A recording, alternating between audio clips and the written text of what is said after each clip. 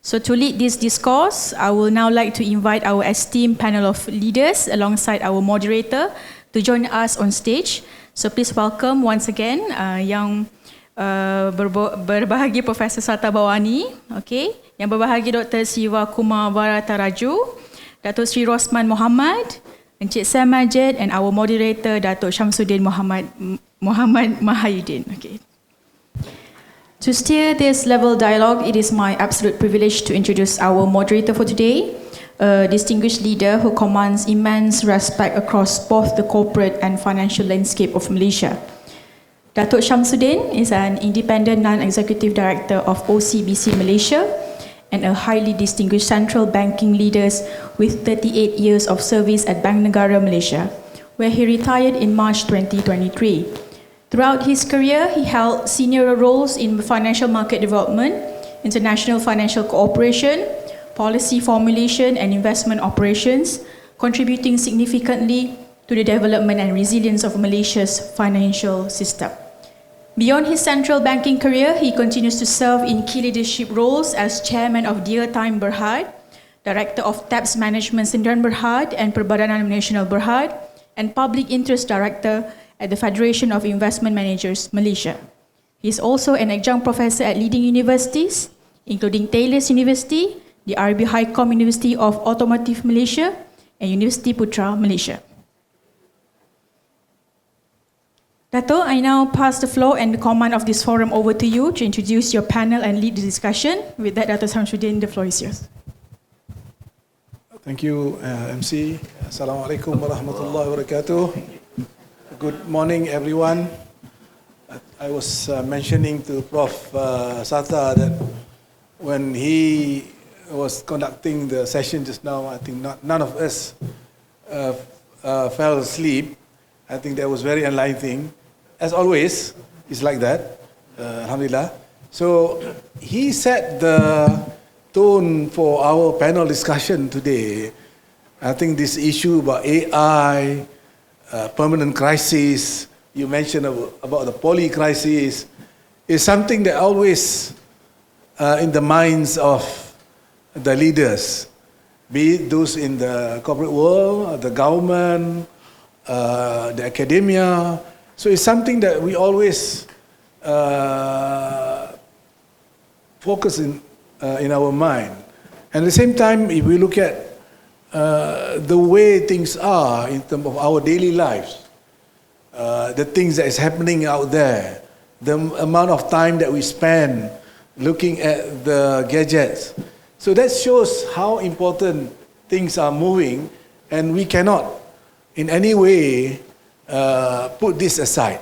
This is something that always we need to look at, and more so that from the policy makers, from the government, from the industry, we need to pursue this with perseverance. So I am not going to introduce Prof. Bawany. I think we heard about his outstanding work that he has done so far. So let me go to our next, introduce my next panel, YB Yang Berhormat Dr. Sivakumar. I understand that Dr. Sivakumar is also an alumni of this prestigious institution. Dr. Sivakumar is a seasoned politician. He has served in the state seats at Trono, YB, and now he is a member of Parliament for Batu Gajah. He is also the chairman of Malaysia Convention and Exhibition Bureau and a member of the Board of Trustees of Iltizam Malaysia. So we are very delightful to have you here, sir. So we would like to hear from you with regard to some of the thinking from the policy makers. And next is my old good friend, who I've known him for many, many years. The one thing that I can say that his energy level 30 years ago and now, it has not gone down. Even though maybe you can see that he's aged a bit, but more importantly that the energy is still there. I was surprised that he joined as a CEO of Malaysian Employer Federation, full-time job. I was telling myself I wouldn't do that, But I'm glad to see Dato Seri Rosman. Dato Seri Rosman has been in the market for many, many years. He is a leader. He's known in the Malaysian market. He's also known outside Malaysia. So we are glad to have you here, sir. Last but not least, Mr. Samsul Izhar, I know that his popular name is Sam Majid. I've seen many of his interviews in the YouTube. You should listen to him. A very aspiring person with regard to AI. And I heard what Prof Bawany mentioned just now about that is to see that he's leaving this very important initiative by the government, the National AI Office. He's spearheaded that office from the start in December 12, 2024. And I actually checked with Philip just to reconfirm that he has left the institution, because I was trying to look in the internet space just to confirm. But anyway, it's good to have you here also, sir. So we'd like to hear from you the insight of the thinking at the national level, your involvement. So with that, let me begin with Prof.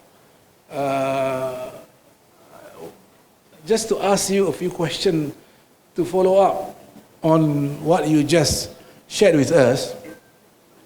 I mean, drawing from your extensive work on disruptive leadership and the element of Permacrisis, perhaps you can share with us the single most important or critical leadership mindset shift CEOs, board members must embrace and pursue in an AI-driven operating environment. As we all know, you mentioned about the foresight just now. But beyond that, is there anything else that the CEOs, board members should focus on? You mentioned about the renewal, the R in the sharper just now. But perhaps you can deep dive a little bit more so that we can have a better understanding of what needs to be done and where should we focus on. Thank you, Prof. You need a mic? No, I think it's good. Okay. All right. Thanks very much for the question. I think what is, I believe, the biggest mindset when I was writing this book, that's one of the questions I asked. We interviewed 559 CEOs in the US, North America, Europe, UK, Russia, France, Germany. We also interviewed Middle East, Bawany, and Asia Pacific, ASEAN countries, Australia, New Zealand. Consistently, one of the biggest, I think, if I were to say, the most important element would be how do you transform what we call the mindset for a stability to what we call continuous disruption. Now, you cannot just wait for one episode crisis to have one disruption like Iran, US, Israel war. But while you are facing with that current situation with the situation with the oil prices in the world, you must start preparing for other possibilities. With Trump, it would be possible that China, the Straits of Taiwan, the problem of Taiwan, China, the US problem, there could be another potential hotspot. That will lead to disruption, supply chain. Then we need to start preparing from stability, leading to stability to what we call leading for continuous adaptation.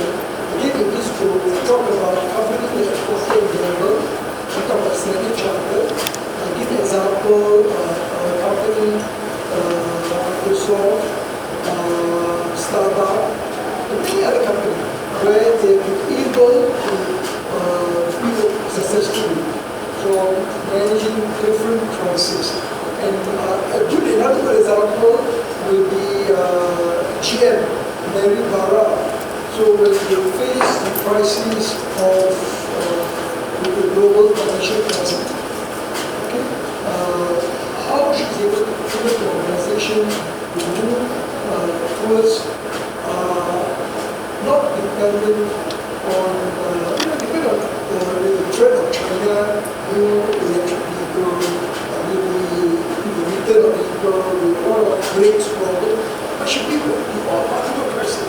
So she prepared the concept for what we call concept of the disruption. Another example I mentioned in this book is Singapore Airlines. Singapore Airlines, when we faced with the COVID, this is actually the world's best airline.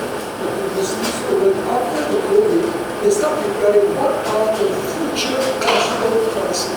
So from stability after COVID to the rest of the field, so what are the other possible crises that we can see? So it's called the biggest shift, I would say, to be successful. The biggest shift is shift from lead with stability to leading with continuous adaptation. So I think that is one of the most important thing that God can assure a CEO is the concept. So it's to be a CEO, get a CEO that has a capability. Let me give you one thing, so the question is very important. Let me give you an example. Amazon. Jeff Bezos, probably one of the longest time the CEO of Amazon. So what he did, very interesting, he has created this prepares a body for future disruption. He allowed them to experiment. Experimental centers, try innovate. So they try out to take for the future disruption, future crisis. So we just wait for stable. So how can we increase competitors with macro, micro disruptor? Prepare the people by having them to allow them experiment. He call it day one philosophy.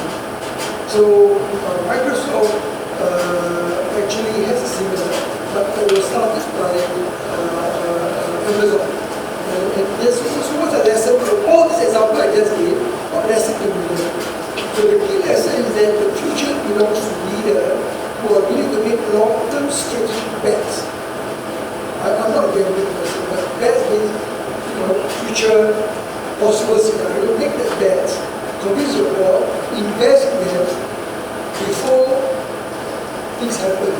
Because we are living in the world of VUCA. Volatilities and volatility, uncertainty, complexity, ambiguity, and deep disruption. So I would say if you can convince your board, you can get that working really from VUCA. Your skills, get people upskill, reskill, you can be sure that you at least are better prepared than others. That's a big issue. How do I prepare from stability to disruption? Thank you. Maybe just to follow up on the things that you mentioned just now about having that foresight. I mean, sometimes you know what is needed to be done. However, after a while, you felt that things are becoming normal, and yet you tend to forget about the things that you need to prepare for. So how do you, I mean, in your work that you have done, what would be the best way for a company to really make sure that they are steadfast, they are quite so-called focused on making sure that at any time they will be thinking about the things that is going to happen in the future? Excellent question. I think what in my website, Disruptive Leadership I call it the SCORE, S-C-O-R-E, SCORE framework. It's high performance. So your AI committee, the AI team, which will destroy the organization, they must have this mindset. They hold each other accountable. Another thing when somebody is slackened, somebody do not move the way that is intended, hold that person accountable. You are responsible for this. Your responsibility, you collectively are there to support. So you need to get the people put together, support one another, hold them accountable, so that if one person is slackened, the other person pull them back. So get them to be able to be mutually accountable towards the results that we will agree as a part of AI enablement, human AI collaboration. So get a team, executive. So because I was permanent agenda for things about. Right. So every meeting coming at this, this is again to do this. Hey, you're not doing it, you know. You should be doing it. The chairman not doing it. That's it. You are supposed to do it. Why are you not doing it? Come on, we are all accountable. It's accountable in the shareholder. So if the CEO and the executive do the same thing, high performance, they're not doing it. Hey, the boss, you're the CEO. I mean, if you look at some of the corporate failures, I think things has happened in the past, and yet you see the same thing happen again. So, I mean, history repeats itself. So maybe thank you, Prof. I will go to Sam Majid. I mean, just to continue with the discussion. I mean, Malaysia has ambitious aspiration in AI. As a former head of the National AI Office, what can you see as the key priorities in helping organizations move from AI awareness to meaningful AI-driven transformation? Yeah, thank you. So it's not just talking, it's making sure that, as Prof mentioned, the execution. Yeah, thank you, Dato. So, Malaysia's ambition is not in isolation because other countries actually have already published their ambitions. UK, UAE, US, China in particular, semua dah set, we want to be here. So Malaysia is actually falling behind. And then fortunately they asked me to set up the National AI Office back in 2024. And the purpose of that National AI Office is to answer to your question, and I will elaborate further. The purpose of it is number one, is to help to shape policies. So policy shaper, to Prof Sattar punya word of shaper. I like that word shaper because we have to continually shape policies along the way. 99.9% of legislation and policies we have today are before AI. So once AI come in the picture, you're like, how do we do this? So you have, dia tak sesuai. So we have to continually shape. So National AI Office was set up, number one is to shape national policy. We have a lot of national policy that governs our day-to-day life. So how do we continue to shape that, bring it back to Parliament, and get concurrence, because AI is here to stay. That's number one. Number two is action plan, meaning that action plan for public sector and action plan for private sector. So that's what a national company, national organization does. And action plan means that AI is a tool, we want to use it for the benefit of society and economy, and human-centric. We don't want a FOMO situation, fear of missing out. We don't want that. We just want to make sure that when people use AI, it's for the benefit of people. So that's the second part, where we give guidance, and that guidance is coming out in the publication of AI Nation 2030 by the Prime Minister, July 29th. So all the hard work I've been doing will be launched on that day, fingers crossed. Because in there, why I really want that to be launched is because Malaysia will be visible on the global map in terms of we have a action plan, we have a story on if you are an educator, what do you use AI for? If you are a doctor, what do you use an AI for? If you are a board member, what do you use an AI for? So these are storylines that we give playbook to people in public and private sector. July 29. July 29. Next month? Next month. So it's important we give this because on the third part, the third bit I want to say is that because Malaysia is late in the AI game, we need to know what is our strength. And we are not like China, we are not like US, where we cannot invest in trillions of dollars or build companies like Meta or Facebook. We can't. But what do we have? We have future talent. I call it future talent because we need to build talent of the future. And this talent of the future means that we have an answer to how do we repurpose, reskill organizations. An answer in public sector and an answer in private sector. And that answer, the reskilling, is not just in existing workforce. That July 29 document will also tell you what to do with K-12, kindergarten to year 12. But more importantly, it's not what the students learn in school. It's what the educators are doing in school. That means you nak cikgu tu ajar dengan betul bersama dengan AI. How do you live side by side, teach side by side with AI? So AI is a companion, definitely. So it's the whole ecosystem that we are looking at. And there's a governance ecosystem which I will elaborate further, because we don't want to lose people's trust of AI. Once you lose trust, you say, let's ban this. I was from MCMC before NIO, and we learned very quickly how you can lose trust of social media. Sure. And one example, and I will stop there, is you try to pay social media companies, you try to pay them, as in you try to buy subscription for your social media, they don't want. They don't want your money. Why? They are monetizing you. You are the bit that they are monetizing. So we've learned that from the social media space. So now it's happening again. They are going to monetize you again in the AI space unless you pay. So don't use free AI, because if you use free AI, you are being monetized. But if you pay RM1 or $1 per month, which is a good start, then they will put you into a contract where your data will not be monetized. That's a good start. But along the way, that $1 will become $10, will become $100 per day, because the cost of AI is going to go up in the next 24 months.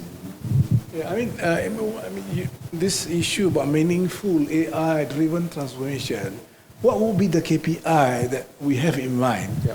I mean, is there anything? Is there any form of so-called indicators where you say, many. We have done well? There are many. So obviously, like I said, Malaysia started late, and so today we are at the level of number 24 in the Global AI Competitive Index. This is by Stanford. But our aspiration, our KPI, is to be number 10. And number 10 means not just spending money, but talent, like I mentioned. But it's not just that. We want to have 700,000 new jobs. I think Talent Corp has a report that came out that said 625,000 jobs are already affected. But we have new jobs coming. AI governance engineer, AI auditors. How do employers, board members create new positions so that then you have this pathways? And then we also have other KPIs, like, for example, AI scientists, AI papers and IPs. Economic benefit. If Malaysia continues on the AI journey up to 2030, like I mentioned, we should get an uplift about 20 billion ringgit of GDP minimum per year as a KPI. So National AI Office has been tasked to monitor all these things for the next 5 years. Thank you. Maybe now we move to our policymaker, YB Sivakumar. From a policymaker's perspective, how should government balance innovation and regulation to ensure AI adoption drive national competitiveness without compromising public trust and accountability? I mean, this is something that's always debated. What is the right balance between government intervention and leaving it to the private sector, the driver of the economy? YB.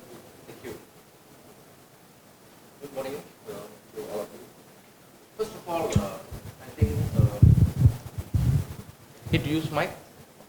Okay. You want to hear your voice? Oh, yeah. Okay.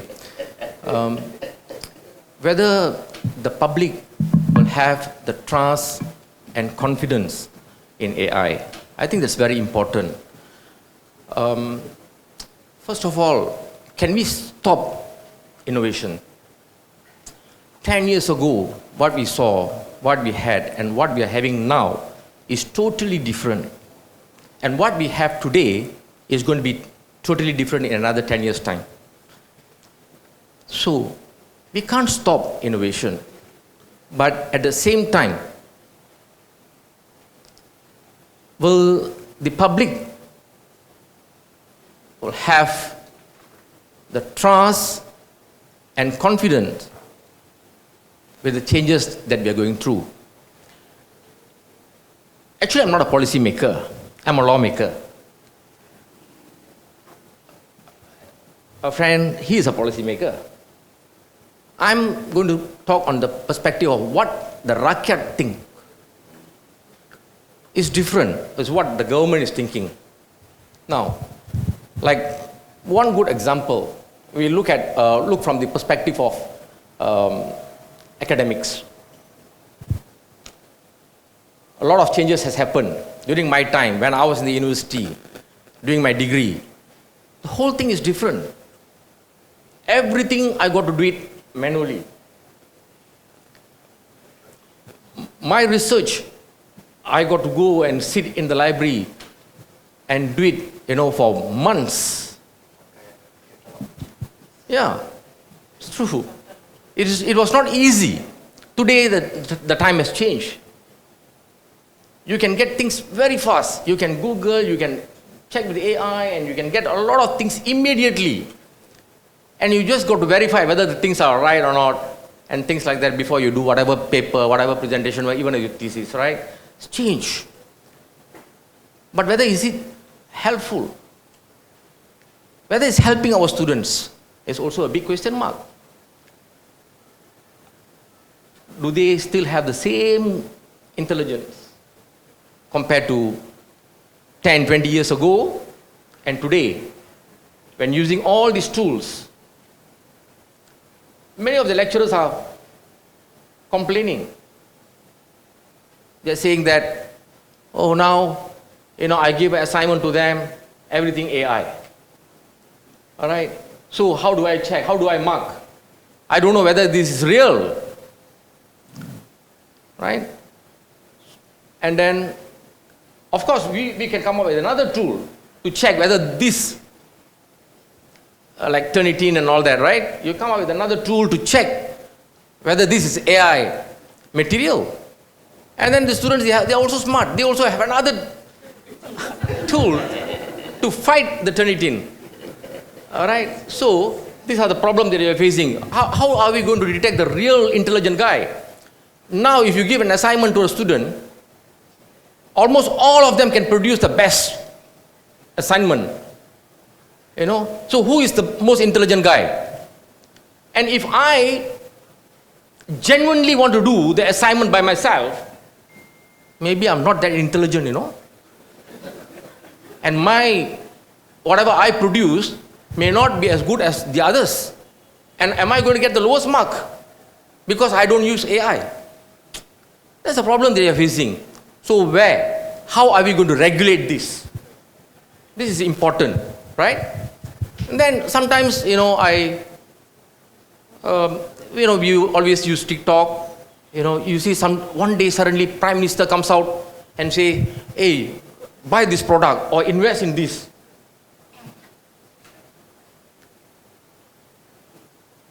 What, deep fake, is it? Deep fake.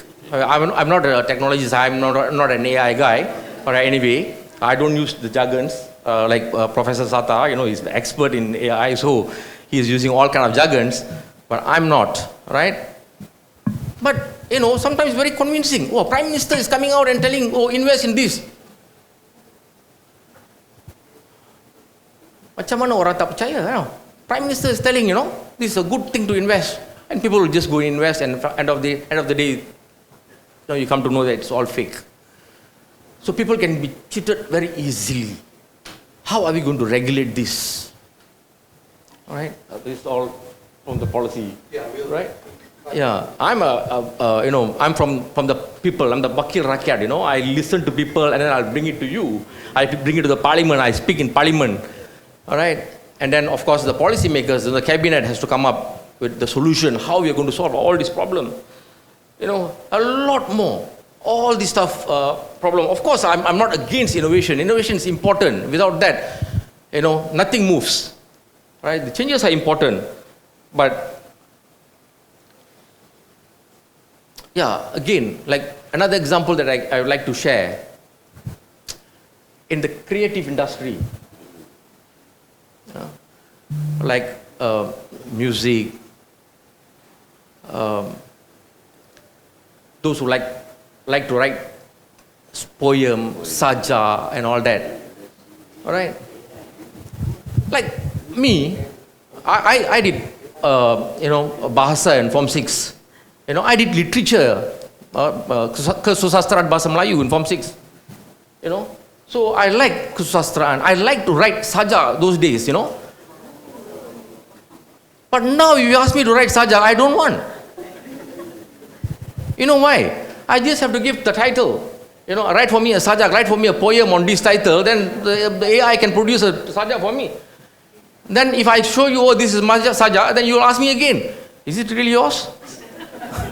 Correct or not? Those days, yeah, if I write and go and show my friends, wow, you're so good. Your bahasa is so wonderful.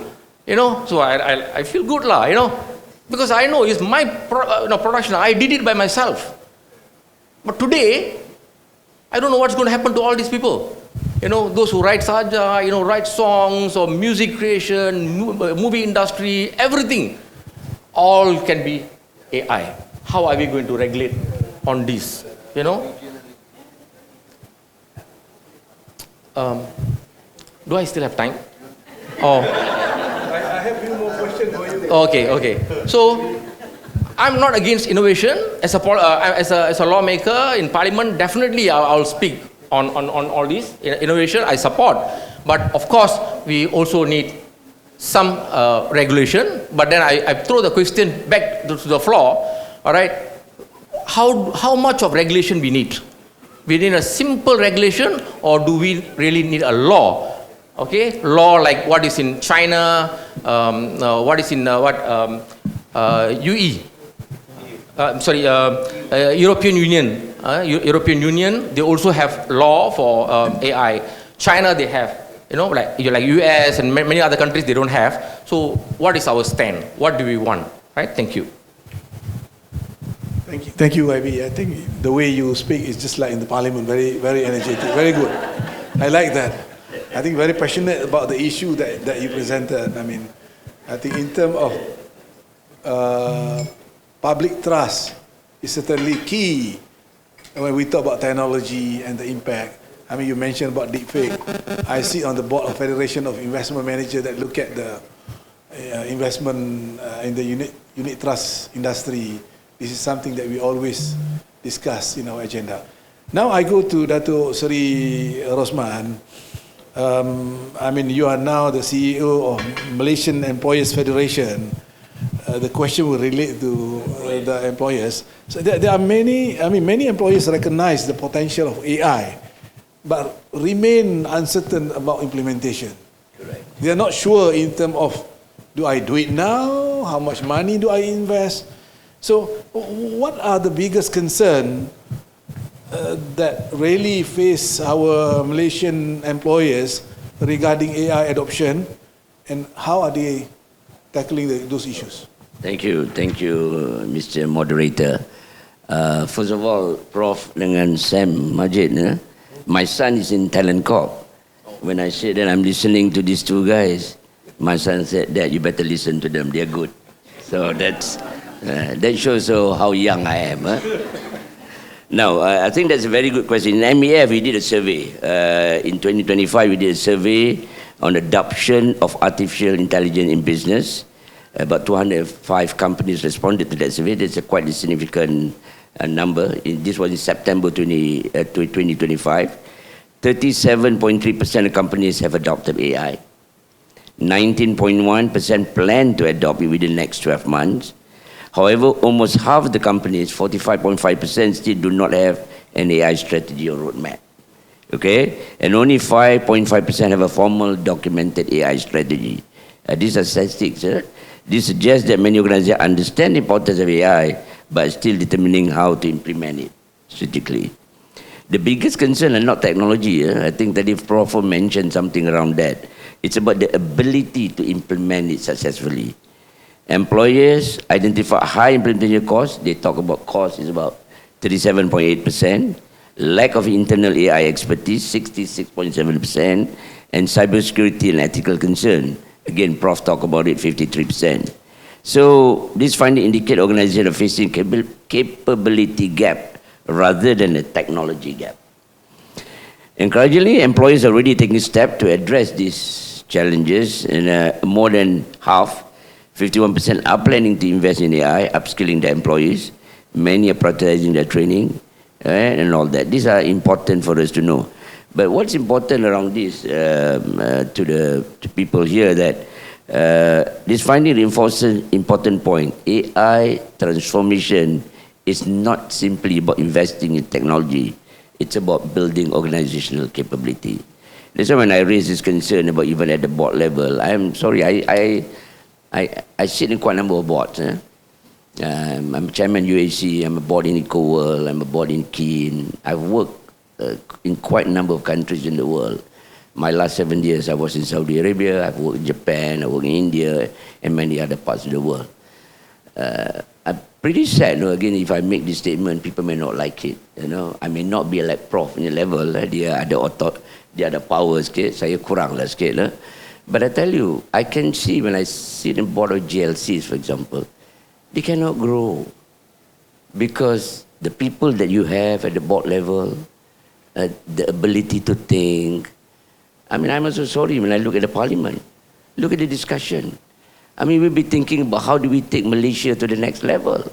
Now, you can complain about Singapore, but you look at Singapore, the neighbor, they got nothing, compared to what we have. Natural resources, you name it, we have every damn thing. But we're not even close to that level. What does it mean? I was talking to Sam. The issue about leadership is not about learning. The issue about leadership is the ego is killing you. You're not humble enough to learn new things. You're not humble enough to say that I do not know. You're not humble enough to tell your son or your daughter, please teach that how to do this thing. So, I mean, that is in the culture, is it? Is it the culture or how? I mean, well, it's not even about culture. Okay, kita boleh jugalah blame sikit culture because the way we've been brought up. Kita ni patronizingnya culture tau. Kita bagus, culture ni bagus. Hormat mak bapak, tak lawan mak bapak, which is very good. Don't get me wrong, adab ni semua ni bagus. Tapi in the process, because terlalu sangat, to the extent kita langsung tak bersuara. Sama juga dalam negara. Sebab kita dah terbawa bertahun-tahun. Contoh, till today, I'm 65 years old. My mother is 90 years old. Kalau mak saya salah pun, saya tak betulkan dia. Because I know the sensitivity, nak jaga hati ibu. Imagine dekat negara. Now, challenge our thinking for a while. Look at our leadership. Look at our leadership. Now, you sit back and reflect. How can we move to the next level? I'm not saying right or wrong. I'm just provoking our thinking. Majid, let me just add on that. Alhamdulillah, I've met a lot of younger, upcoming business leader. Alhamdulillah, I'm very optimistic in the next 20 years. We have younger leaders coming from overseas, Malaysian leaders who have studied, coming back. They show potential. So they are, inshallah, they will be showing. But what Dato Seri Rosman is saying, I think is very important to understand culture, the two-type culture. The culture you're talking about is about the national culture, the community culture. I'm talking about the organizational culture where you need to understand that can be changed. And that has to be led by the CEO and the board, the chairman, how we embrace change, how we embrace ambiguity, how we adapt our the digital mindset, disruption, DMA, agility. So that's our culture. Yeah, so I agree with you. I worked with the GLC Malaysia for 30 years. A lot of political majority are political appointee. You call it candidate. Sometimes I went to meeting the CEO. Sometimes about Prof. Today ada chairman baru, candidate Wahyu. So whenever there's an election, remind me of Prasarana. There's this guy, chairman. These are the issue that is a reality.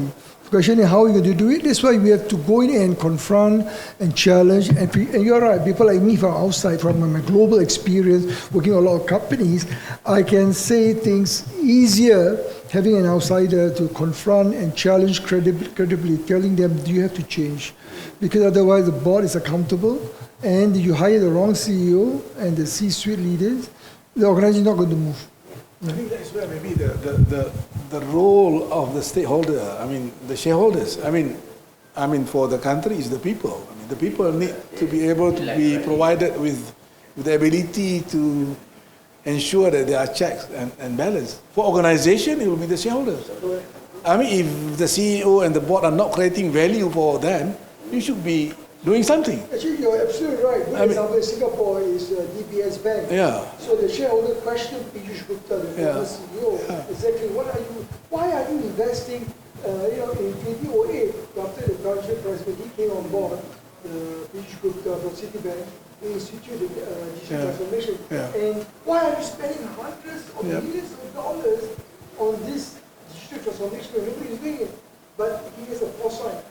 Because in 5 years in a row, DBS became the World Bank Digital Bank. 5 years in a row. Because you confront the board, you explain why we do it now. So are we having the same situation in Malaysia where the shareholders really look at and challenge the board, challenge the CEO? Maybe Dr. Rosman? Can I share something? I was 7 years in, you can Google this company, Abdul Latif Jamil, in Saudi Arabia.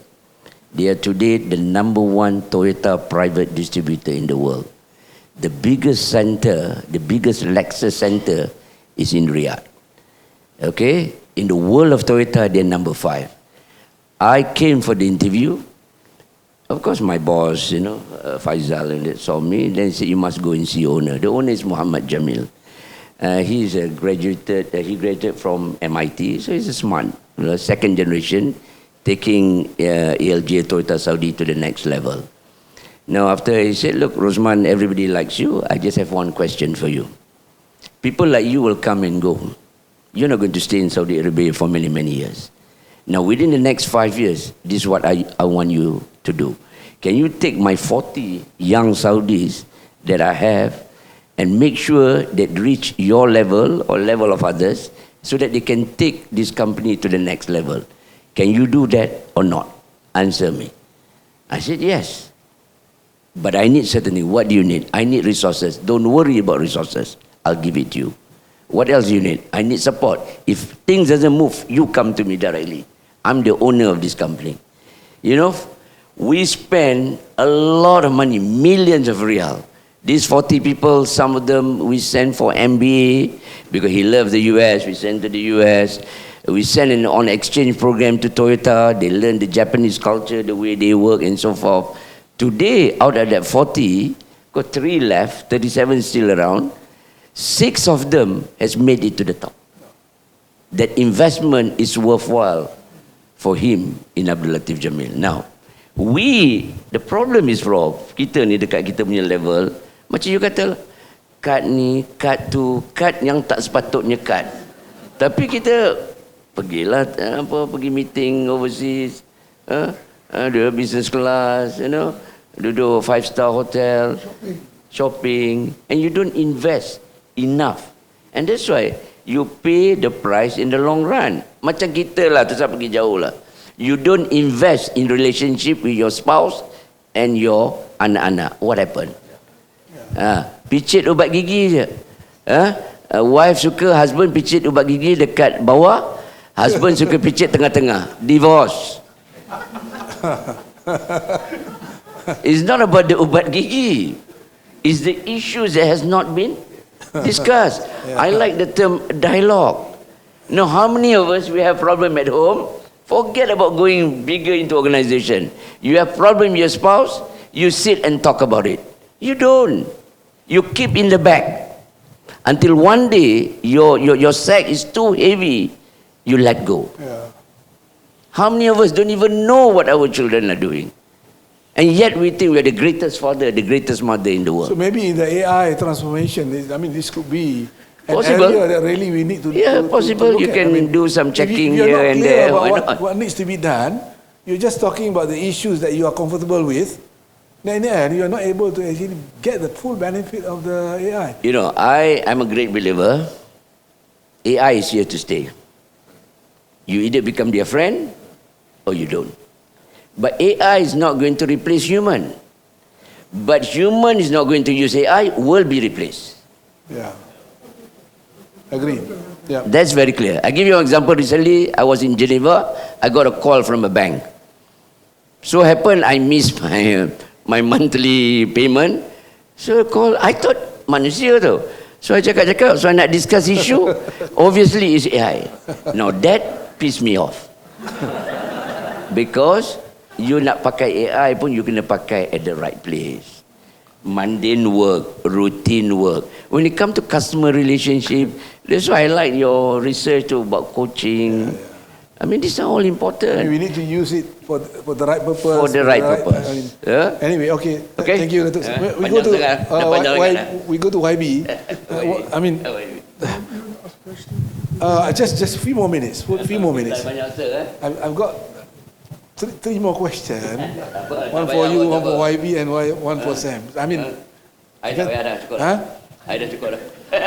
Maybe the audience will ask you. So YB, I mean, we talk about public sector, we talk about private sector. Is there anything that we can learn from each other that where public sector can also help the private sector when we discuss about managing this future uncertainty, the WUGA world, the things that is going to happen? I mean, you look at the COVID period. There's a lot of company that has not been able to manage it well.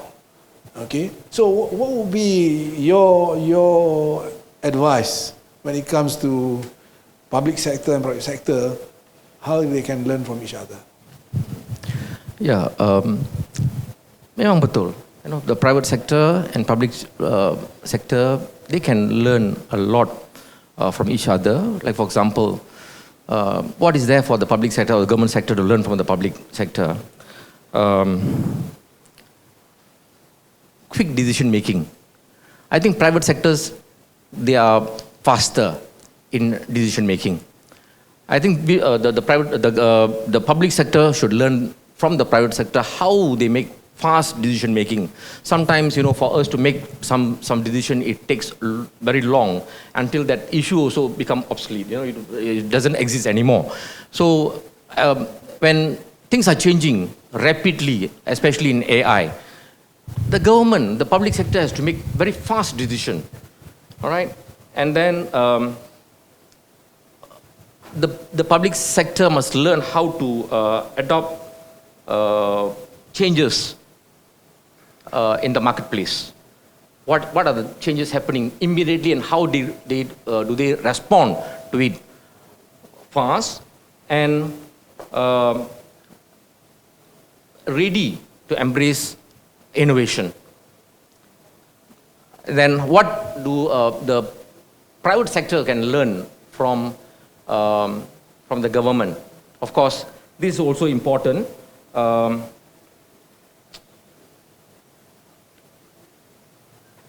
Or social equity, social equity, public accountability, and how do the private sector can involve more in CSR programs to help the public and things like that.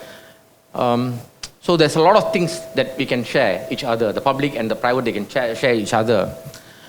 Now, this is my last question, is it? Yeah, if, okay. The audience, you can always ask them because they are the AI experts. Okay, let me conclude with one short story. If you give me another 5 minutes, yeah, because I think this is very important. The YB mesti Parlimen kadang-kadang tak dapat. So saya dapat peluang sini saya cakap lah. Okay, now compared to few years back and today, I see a lot of changes in Parliament also. The question that the MPs are asking, a lot of questions they have been asking on AI, digital, and all this. I think these are good things, you know. In fact, every Parliament session, I do ask questions on AI. In fact, today, my question is also up in Parliament. Okay, on AI. Question number 4. Later I will be getting the answer when I go back to the parliament. I asked the Menteri Pendidikan. This one I'm asking the Menteri Pendidikan. Menyatakan dasar dan garis panduan kerajaan berhubung penggunaan kecerdasan buatan AI dalam pendidikan. Termasuk langkah memperkukuh integriti akademik, meningkatkan literasi AI dalam kalangan guru dan pelajar, serta memastikan kualiti pembelajaran terus terpelihara. I think soalan-soalan seperti inilah, soalan-soalan berkaitan dengan digital, AI and all these are very important so that the policy makers, the government, sentiasa berwaspada. They know the MPs will keep on questioning on this and then they will make the changes. Right? So the story that I want to tell you is that, because I find it very interesting, you know, what is happening and what is going to happen in the future. And Professor Sattar, this morning, he mentioned that the 5 things that AI cannot do. I don't know. Maybe today, it may not be able to do. In 10 years' time, I'm not very sure. All right, I'm not very sure. I give you an example. Okay, I'll give you an example. Few years back, you know, there was a Tamil movie.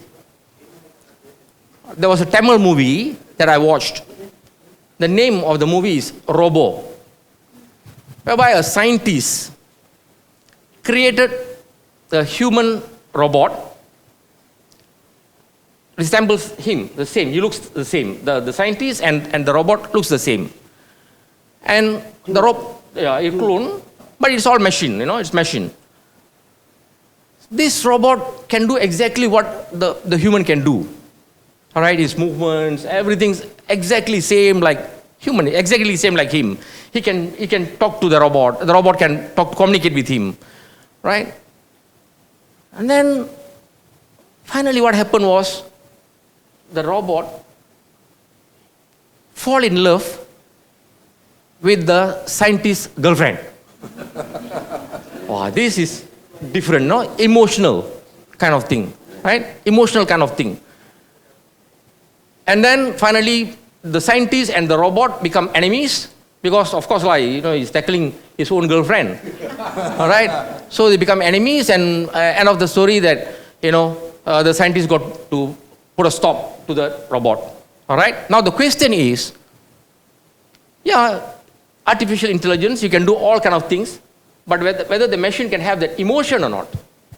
Right? Prof just now mentioned that something like, you know, AGI. Impossible. Yeah, but at the time when I was watching that movie, I said, oh, this is wayang yang paling bodoh sekali.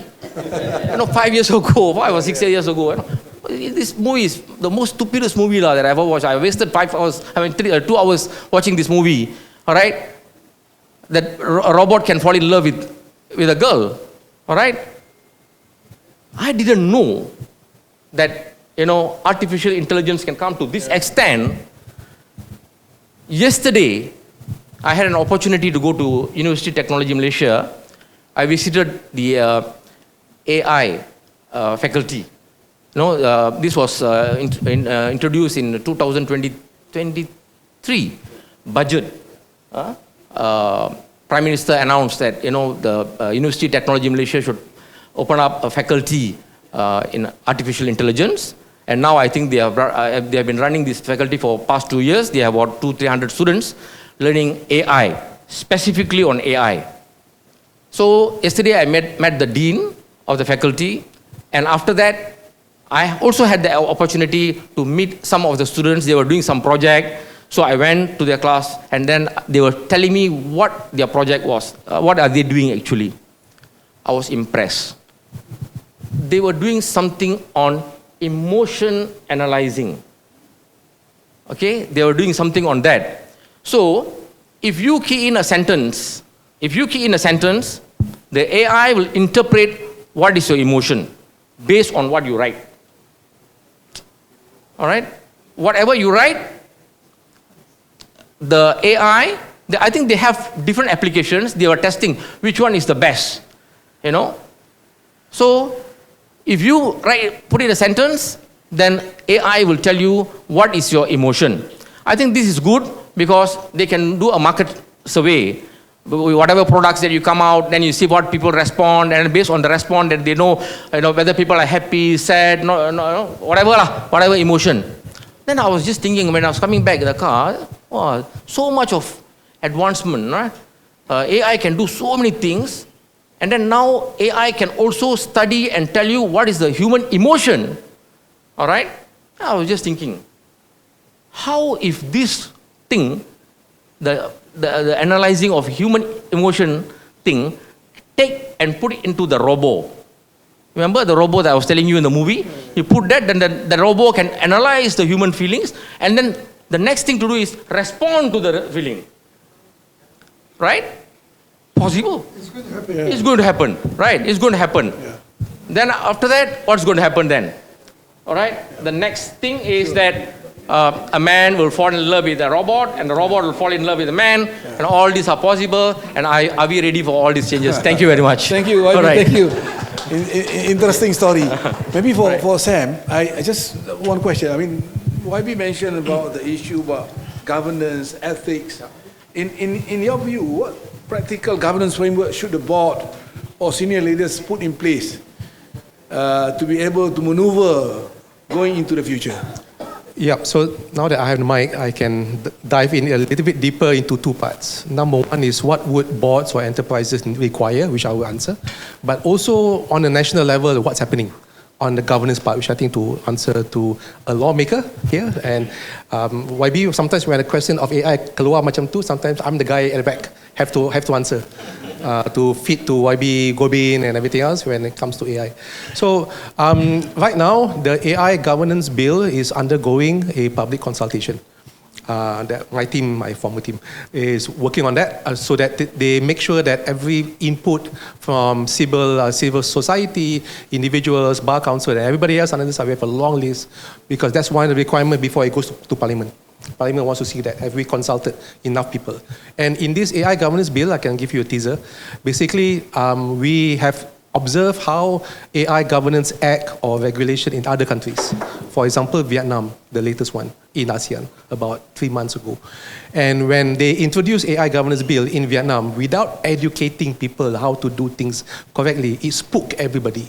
All the investors cabut, like very scared, because in the bill, in the act, there was a few punitive elements. If you do wrong, you go to jail. But the act doesn't tell you how to do right. It just tells you how to do wrong. Salah je, you go to jail. And the same happened in European Union 2 years ago. EU AI Act, it was the same. They call it the Brussels effect. That means Brussels buat law, cascade down, and nobody didn't know what to do. So it spooked away investors.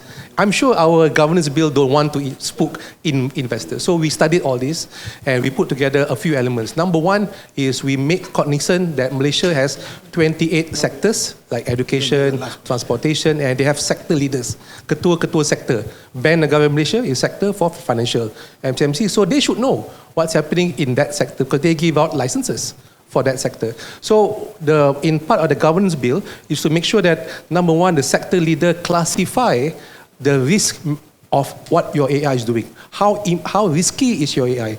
To Rabi Mir's story, if the AI is not risky, maybe used to make a cat video, okay lah. But if the AI is deciding on a car loan or deciding on police action, that's risky.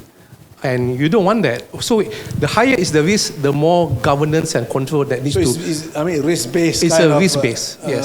Assessment in terms of what kind of governance that we should have. Correct. So we introduced that angle. The second is that when there are AI issues being observed in a sector leaders please record them into a national AI database, which we want to set it up. So that all these risky element we know how to tackle. I was just saying to Dato that every 7 days, a new AI feature is introduced by the big guys. And that's the problem, because these are big guys, bukan big companies, bukan big countries. These are big companies. Companies are deciding on our future. So every 7 days, bear in mind. So, and sometimes when they introduce, you are the guinea pig. So imagine a high-risk application introduced 1 hour ago, 1 billion people use. Where is the safeguard? So this is the AI governance bill that we are talking about. And on top of that, National AI Office, 2 months ago, we introduced part of the AI governance bill, AI standards. So the use of IEEE, ITU, BSI, all the already well-known standards that are done outside Malaysia, we want to bring it into Malaysia. Because we don't want to reinvent the wheel. We should reuse AI standards for data management, model management, citizen engagement, anything else, so that we can help clients to also put the onus on vendors. If the client punya tender says that you must conform to ISO, blah, blah, blah, then vendor tak ada choice. So we're talking about responsible use of AI. That's the key I think word. that is key. I mean, Yes. even in the financial market, we talk about responsible lending. Yes. You cannot lend to the group that is that do not understand the product. Yes. So it's creating more risk to it. Yeah, Yes. I think you're right. JP Morgan Chase Yeah. in US exactly have that so in place. Correct. So responsible AI is the team, and there's one sub-element, if I can explain, sovereignty, kedaulatan. Because 99% of the AI that we use today comes from outside Malaysia. And we do not want the same situation in 5 years today, 5 years to come, the same situation where we have no local alternative. I compare to our local banking system. We today enjoy local banking system, and we enjoy QR code. If we didn't have that, we have to engage and interface dengan overseas banks, Visa Master, which costs us too much and doesn't understand kita punya local nuances. So we have to create local AI champions, macam local banks, so that we create that loop of data, engagement, sovereignty, and responsible AI. Thank you. I have got one more question for the panel. Then we will take 2 questions. I hope that you don't mind that we stay a little bit for another 15, 20 minutes. That's okay? Okay, all right. So, Prof, you talk about the sharper... The audience can ask me questions. Sharper AI model just now. I mean, how can leaders transition beyond AI experimentation and instead embed the AI into strategy and culture to drive business? Okay, excellent. This is a great time to wrap up. So, Shaper, S-H-A-P-E-R, for those who don't understand. S stands for strategy foresight. H stands for human AI collaboration. E stands for ethical principle AI. P stands for adaptive, A stands for adaptive leadership. E stands for ethical principle AI, and P stands for having the right ethical policy and governance, and E is renewal, organizational self-renewal. So the answer to that, the culture, creating the right culture for board and CEO is a combination of both. So the S-H-A-P comes from this first. S-H-A, the first skill. The E-R, P-E-R comes from this book. So what happened is that in November, combined board for the leadership and shaper, actually it's a combination of both. So combined board, November book, the only different in November, we will have the examination standards for all these things more for implementation. But for leaders, this is what survived. So the November book, we are looking at companies in the US that have been advanced. What are some of the pitfalls? What are some of the problems?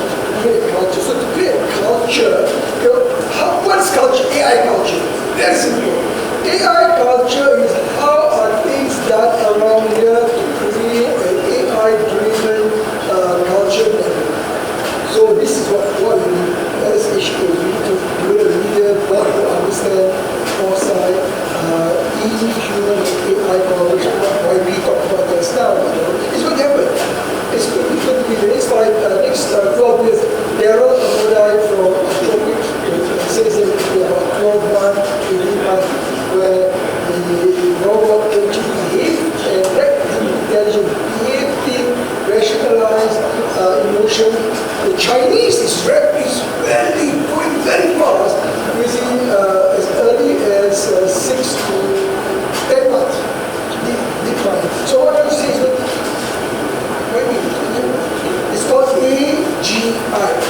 artificial general intelligence.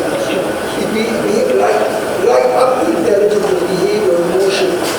So I think, so if you look at culture, yeah, this is a playbook. So this is where no one, even in check online nation, there are 5 in US, like I said, I'm going to be a US company, or doing it for the US government, for the private sector. In Asia, no one. We are the first. That's why I got all the results. But what is the only thing I'm going to tell you? The only thing, the biggest problem, whatever resources you have, but Dr. Sri said very important.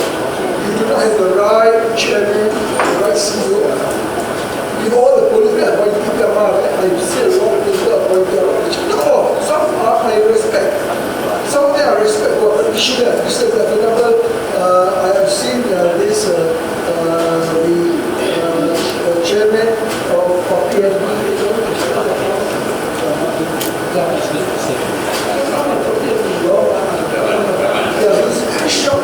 And then the current chairman of who was the former, you say the banker. Shocked. And that person, the former chairman of Bank of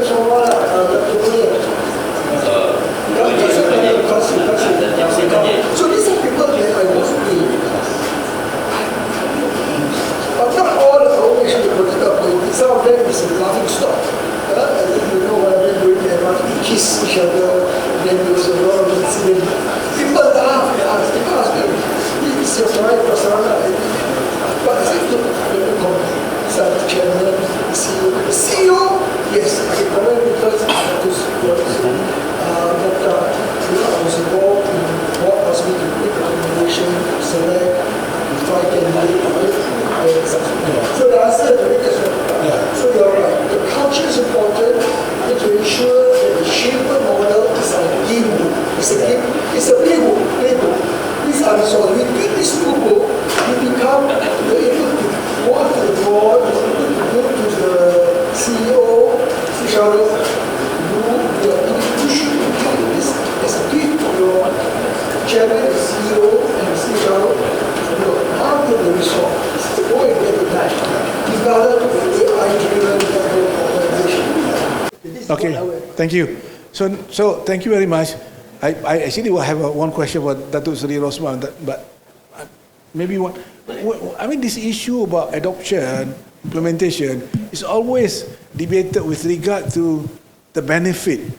How the productivity of employees will be gained through AI. It's always that dilemma that sometimes the board or the CEO does not see that there's a real benefit from the productivity. So any comments on that?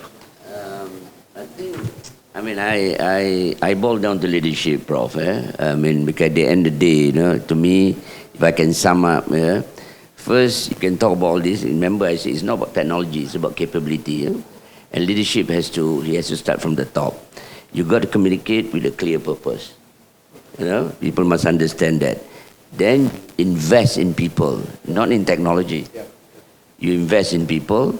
Tiga, you build trust through transparency, engagement. You talk to people, you know that, and then you preserve organizational culture. I mean, you cannot bring GE culture to Maybank; it doesn't work. Yeah. You cannot bring Maybank culture to Celcom; it doesn't work. Yeah. You can't bring any other culture to MEF. Yeah. I pergi Saudi, kalau I tak adopt dengan Saudi culture, I be dead within 1 week. So the reality is you got to blend all this. This way human comes into picture. Kita kena faham benda ni. Banyak leaders kalau you tak ada that capability of thinking. And sorry, Prof, I'm saying this with due respect to many leaders in this country. You got to be humble, but you got to have vision. You got to be passionate. You got to have energy. You can drive things. Then you execute. You get things done. Bukan duduk je cakap. Tak buat apa. Cuma orang datang kerja awal. You masuk pukul 10. Ini orang kata leadership. Walk the talk and all that. Kan? You tak boleh pergi training. Apa semua. Cost mahal. Tapi you pergi training. Duduk dekat island Bali. Oxford. Oxford semua nak pergi. INSEAD semua nak pergi. I mean things like that lah. Okay. That's one. I was in Geneva for 2 weeks. I have to say this, YB, you are here. I was in Geneva for 2 weeks. And we all travel, kan? Mana-mana in the world. I also have stayed abroad for many, many years. I tell you, Malaysia is a beautiful country. Minus politics sikit je lah. Tapi kita kena, jangan, kita tak boleh ikut emotion itu. Kita kena ikut kita rational thinking. I was in Geneva, people, my God, people look at Malaysia like nobody's business. Exchange rate bagus, economy growing. And kita kat sini nak bunuh each other. Sad lah. Just a thought lah, YB. Dibawa lah parlimen ke apa, tak apa. Thank you. Thank you very much. Now I open for 2 questions to the audience. Okay. Dato, maybe since there are 3 hands, we will give. Dato, go ahead. Thank you, moderator and the panelists. I think all cover actually the role of stakeholders and also leaderships.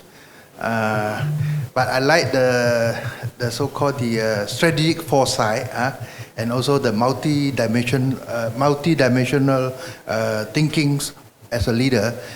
Looking at the point pointed out by all the speakers, memang all cover lah, susah nak ni juga. But my observation, the leadership is there, political will, but we still need strong political will.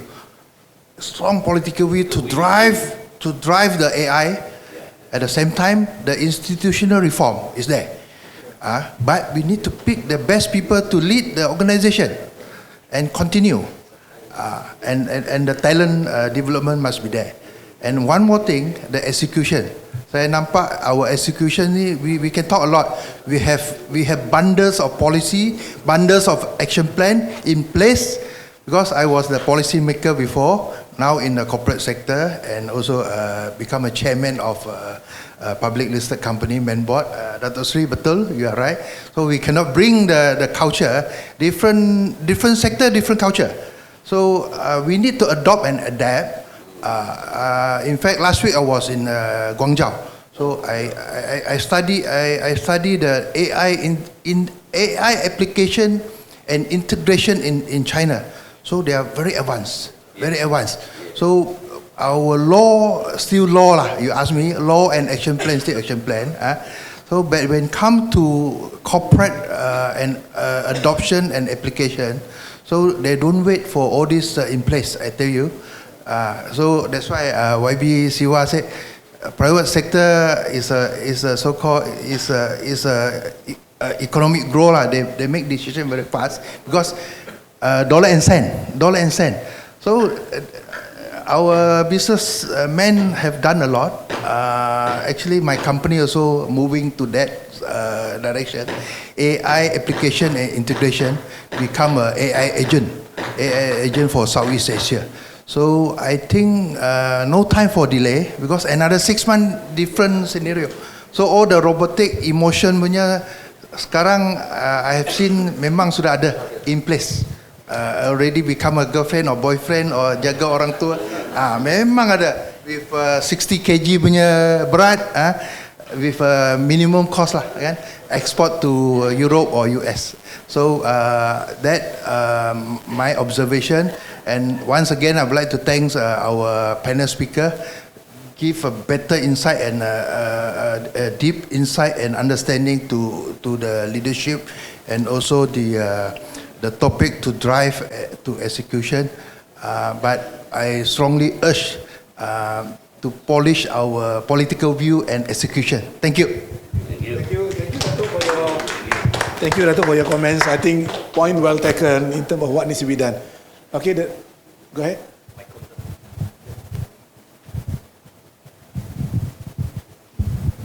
Thank you to the moderator and to the panel. My question is actually related to AI, but I'm just taking it one step behind. The back end, the data centers. I think there is, as a commoner, I don't have enough of understanding on what data centers do.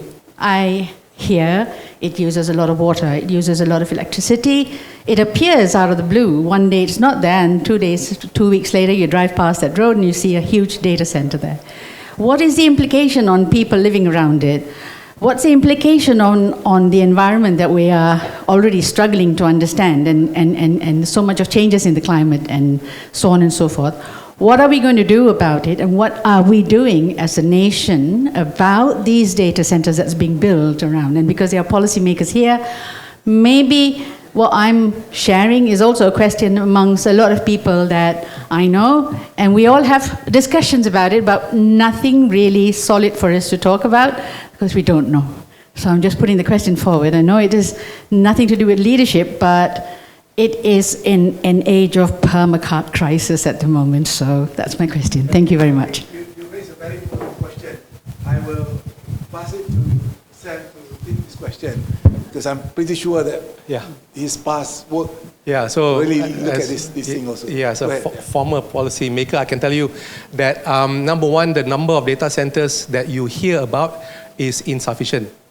The demand is super huge. Malaysia has one of the bigger installation in Southeast Asia. We have about 90 already installed and about 70 in the pipeline to be installed. A lot. And all these are done by companies outside Malaysia that understand the demand of global society for AI. So the question is, do we understand Malaysia's demand? Because they understand global demand. So that's first question. Hence why we need that launch on July 29, because that will frame Malaysia's demand, how demand looks like for compute. That's the first part. The second part is there are more and more upcoming data centers that will use better water and energy framework. Like for example, green energy, renewable, solar, and even to some parts, they might use nuclear in other parts of the world. So they're looking for more cleaner footprint. That's the second part. And also, some of the technology companies are looking into how they can cool those data centers, not using water. For example, some are submerged in the ocean. Some, Elon Musk is thinking about putting data center in space. So, and just have a fiber or virtual fiber, something like that. So, but the point here is that society is so hungry for digital transformation and AI, and that's what data center is for. The other part that's coming towards a bit more realization is that compute is now coming closer and closer to us. That means it's not a data center in Johor anymore. It's going to be a data center in your phone in the future. So it's going to be coming that way.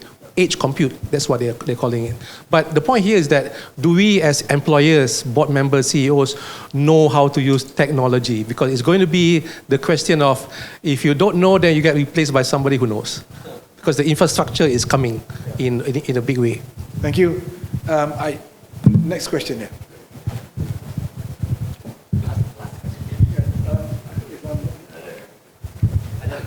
My name is Dan. We know the basic cause of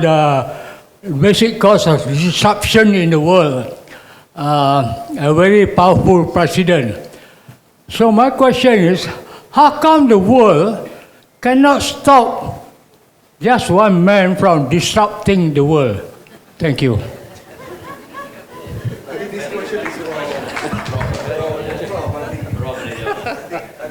Talk about Iran war, the Ukraine war, plus other geopolitical issues, particularly in the Middle East. So, Prof, go ahead. Donald Trump has been a maverick since, he was a real estate investor since the age of 35. Can we stop? This is about U.S. politics. When the U.S.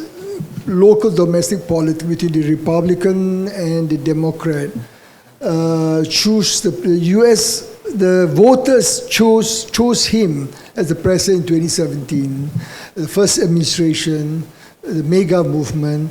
There's nothing people outside U.S. can choose because it's a democratically elected government, number one. Subsequently, then you have President Biden, Democratic, took over. He's not an effective president. And then the people decide to bring him back Trump to brought him back, they want the US super dominance again to be re-established.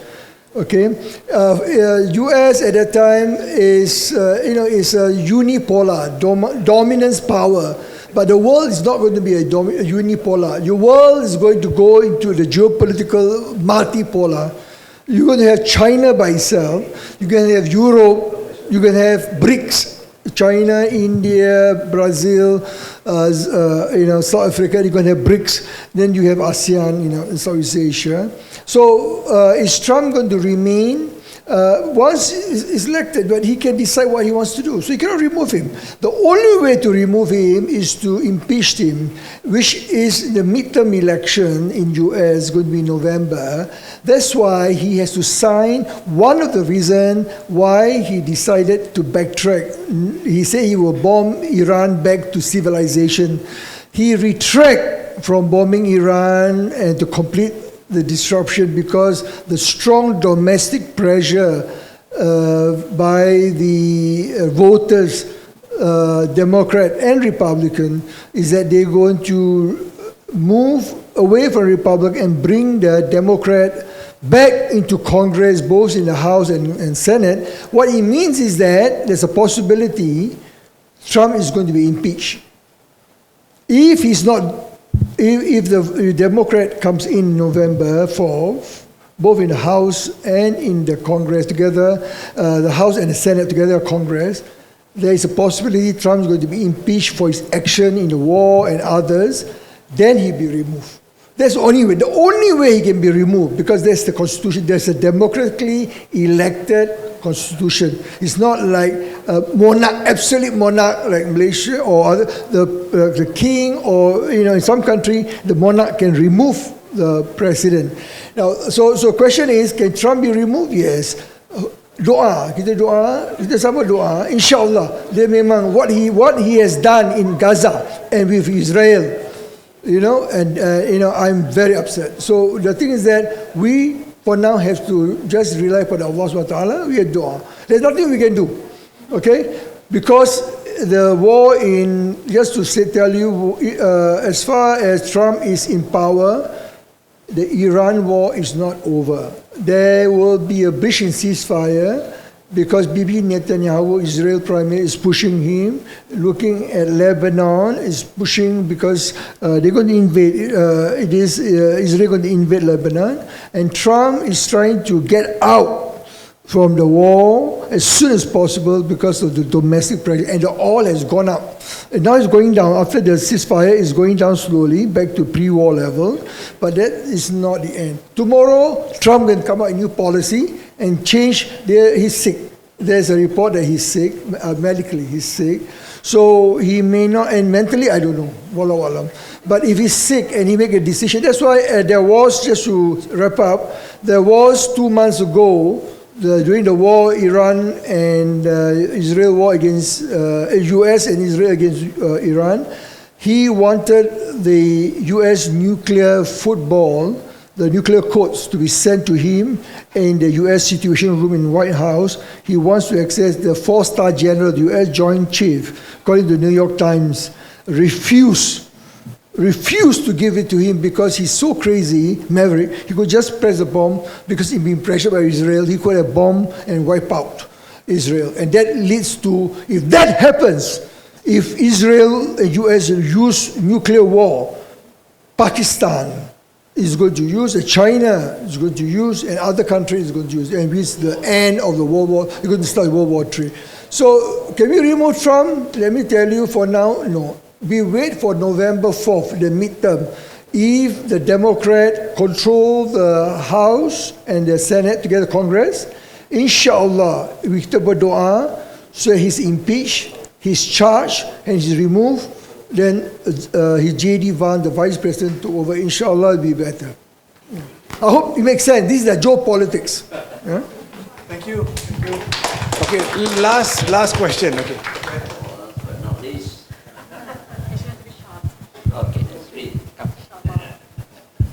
Well, I have a lot. I'm Anis from PTI Group Sendian Berhad. We are a private growth education technology company. I have one super question here.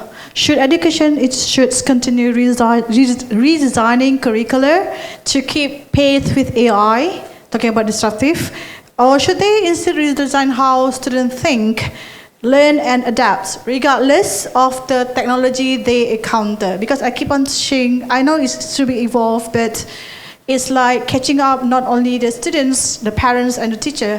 What do you think on that? Thank you.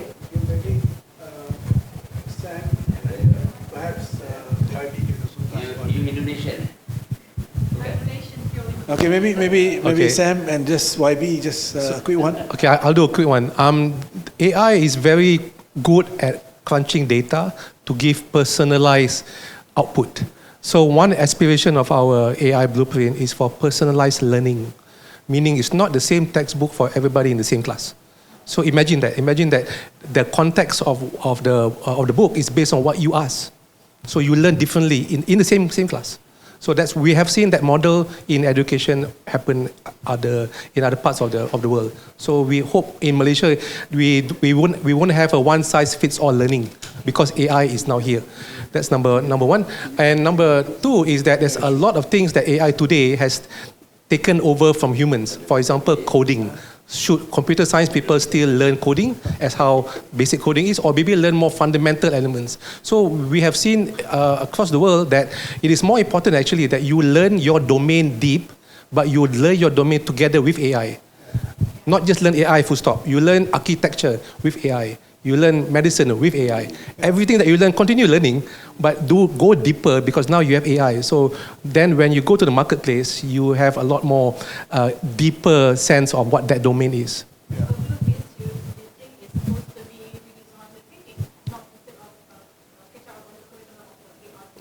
A redesign is understood.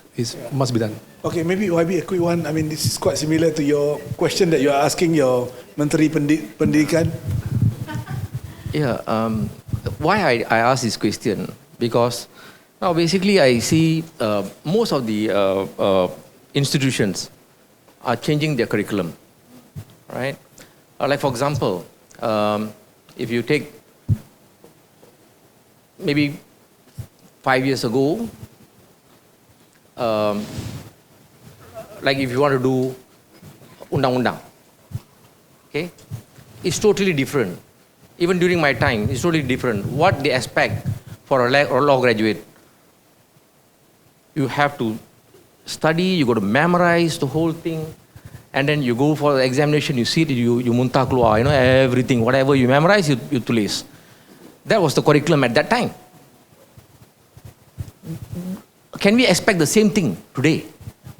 No, not anymore. That's why most of the institutions are changing the curriculum already, right? Now, how far it is going to go? Of course, AI is helping, but at the same time, you also have some problem with this new thing. So now I see most of the law colleges, dia punya curriculum dah lain. Dia tak minta lagi untuk kita menghafal. They are testing you on how you apply your skills. This is different. So I think there should be a change. Tak perlulah lagi kita bergantung untuk memorize the whole thing, right? And memorize tu AI dah buat dah untuk kita, right? You just ask, like for example, for any case, siapa lawan siapa, reference. Kalau kita nak buat dulu, alright? Kita kena pergi cari journal. It will take hours. You go and take the thing, you cari sampai dapat benda tu. Then you read the whole thing. Is so tiring. It's not easy, right? But today, tekan hutang saja. Name the case, the whole thing will be out. Explain to you everything. Then why should I memorize? Why not? So if the curriculum is still expecting you to memorize, then rugi lah. For 4 years for the student to go to the university and go and memorize things, and at the end of the day, all this can be done by, your gadgets, right? So yeah, my personal belief is that we should change the curriculum lah. All right. Okay. Thank you. Well, thank you very much. I think we have already gone beyond the time that we're supposed to stop. I would like to thank Prof, YB, Dato Seri, and also Mr. Sam. I think for the interesting comments, views. I think we should have more hours allocated for the discussion, maybe in the future. Thank you. Thank you again. Thank you very much. Thank you so much.